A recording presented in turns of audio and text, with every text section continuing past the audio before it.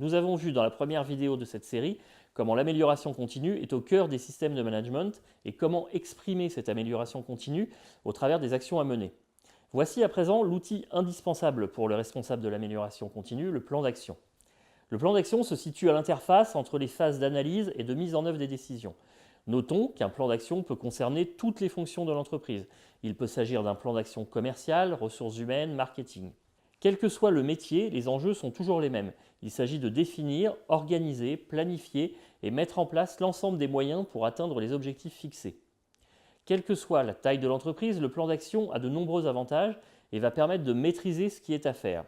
Il va permettre de ne rien oublier en listant les actions à réaliser ou plutôt de pouvoir oublier toutes ces informations et ces attentes, elles sont enregistrées. Il va permettre d'optimiser les moyens humains et financiers, comment sont-ils utilisés, pour quels résultats, en apportant notamment une vision d'ensemble des besoins en action et s'il le faut, des choix et des priorisations. Il va permettre de maîtriser le temps de mise en œuvre des actions. Il va permettre d'avoir une vision synthétique de l'état d'avancement des différentes actions. Il va permettre de mobiliser les équipes en donnant à chacun un rôle et des objectifs précis. À vous de trouver le bon niveau de détail des actions et de ne pas sombrer dans le principal écueil, trop détailler les actions et perdre de vue que le plan d'action est un outil et non une finalité. A l'inverse, des actions trop génériques auront tendance à s'évanouir dans le quotidien et à ne jamais être soldées.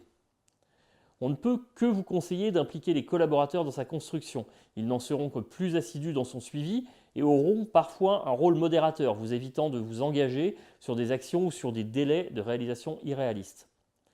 Pour chaque action à faire figurer dans votre plan d'action, si vous décidez de le créer, vous pouvez vous aider de la méthode du QQ-OQCP.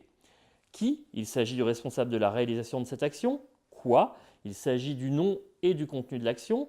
Ou, si c'est important de le préciser, il s'agit du lieu où se réalisera l'action. Quand? Quel est le délai pour réaliser cette action? Comment? On parle ici des moyens pour réaliser l'action, les budgets, les équipes. Pourquoi? Quelles sont les raisons pour lesquelles nous allons réaliser cette action? Le support est libre. Vous pouvez décider de suivre votre plan d'action dans votre logiciel bureautique préféré. Vous pouvez choisir d'utiliser des logiciels dédiés. On en trouve de très corrects, accessibles gratuitement en ligne.